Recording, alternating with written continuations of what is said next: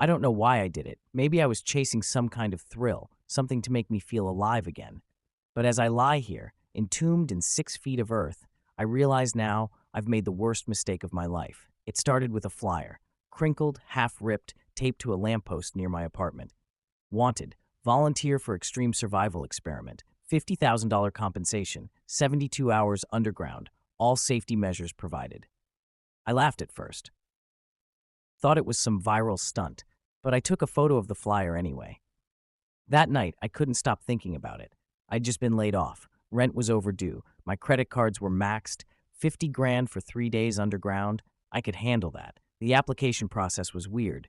No website, just a number. A woman answered. Calm voice, no nonsense. She asked only one question. Are you afraid of the dark? I said no. She gave me an address. The facility was in the woods, an hour outside the city. Barbed wire fences. A single rusted gate. A man in a black coat greeted me. Didn't give his name. Didn't smile. He walked me through what he called the procedure. I would be placed in a reinforced coffin with air tubes, water supply, and a camera feed monitored 24/7. I could signal to abort at any time, but doing so meant forfeiting the money. They led me to the chamber. It looked like an actual grave, freshly dug, the sides still damp with earth. The coffin was there, open, waiting for me. I hesitated. My gut screamed no, but I climbed in anyway. They strapped a heart monitor to my chest, clipped a mic to my collar, handed me a flashlight. The lid shut above me. Darkness. I felt the rumble of dirt being shoveled, the sound of the world disappearing, until all that remained was silence. And then the timer started. 72 hours. The first few hours weren't so bad. I listened to my breathing, counted seconds, sang songs in my head. The coffin was tight, but not unbearable. The flashlight gave me comfort until it started flickering. I tapped it. It stayed on. For now. I tried sleeping, but every creak of wood made my heart jump. At some point, I started hearing sounds, like tapping. Soft, distant, like someone or something was moving in the dirt just outside the coffin. I told myself it was paranoia, but the sounds got louder. At hour 11, I heard whispering, not from the mic, not from the tubes, from inside the coffin. I froze. My breath caught. I clicked the flashlight toward the foot of the coffin. Nothing. Just the lid, wood and shadows. But then, movement. Something shifted behind my head. A rustle. A sigh. You're not alone, a voice said, low and broken. I screamed. I hit the panic button. Nothing. No light came on. No buzz. Nothing. I yelled into the mic. No response. Then the flashlight died. I clawed at the lid. I kicked and shouted until my throat burned, but the coffin didn't budge. And then I heard breathing. Not mine. Something was in there with me. I screamed. It wasn't even a decision. My body just erupted. The kind of scream that shreds your throat raw. The kind you don't realize you're capable of until the terror punches a hole through your soul. And somewhere beyond the screaming, I heard something scream back. It wasn't human. It was like wet lungs forcing out sound that didn't belong in this world. Like something had learned how to mimic pain, but didn't understand where to place it. That sound wasn't above me. It wasn't outside. It was below.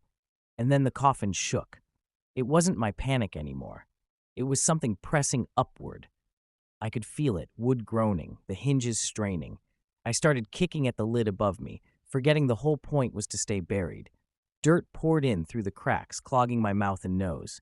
I spat and gasped and screamed again, but this time there was no air to scream with. The coffin shifted again. Something scraped along the outside like fingernails or claws. It circled me slowly, dragging itself in the dirt. My heartbeat turned into a hammer against my ribcage. I held still. I didn't even breathe. Every nerve in my body screamed at me to run, but I was buried, trapped. And then I felt it.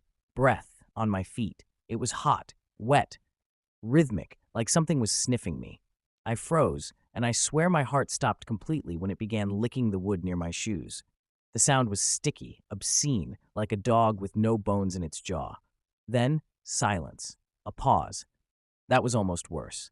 And then something whispered to me through the wood. You're not the first. My entire body convulsed. I couldn't even comprehend how the voice got through 6 feet of dirt and sealed pine. But it had. It sounded female, but wrong. Off pitch, like it had been stretched and played backwards. I watched them all rot down here, one by one, buried with their sins, until their screams tasted like honey.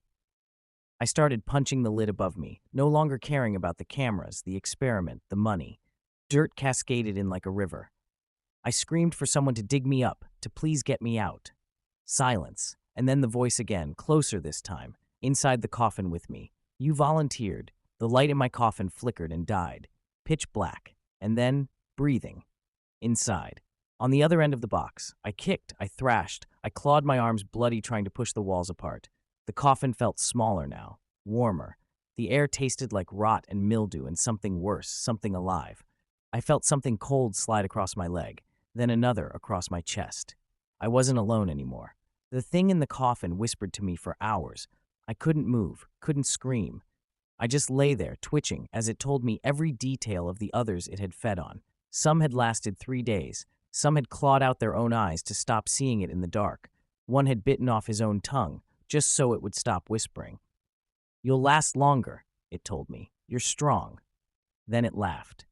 God help me. It laughed like a child at a birthday party, pure joy wrapped in malice. I don't remember passing out. I just remember waking up in silence. The light had returned. The air was cold again, and the coffin lid was open, but not upward. It had been split down the middle, like something had crawled inside with me and then left. I didn't know what to do. I didn't know whether to stay or try climbing out, but something had changed. The dirt above was loose, fresh. I reached up, clawing my way out like a rat, coughing, screaming, blinded by the sudden sunlight. And then I was above ground. But I wasn't at the test site. I was in a graveyard. My own name was on the headstone, and the dirt around me was filled with claw marks. From the inside. I ran. I ran until my lungs burned and my legs gave out.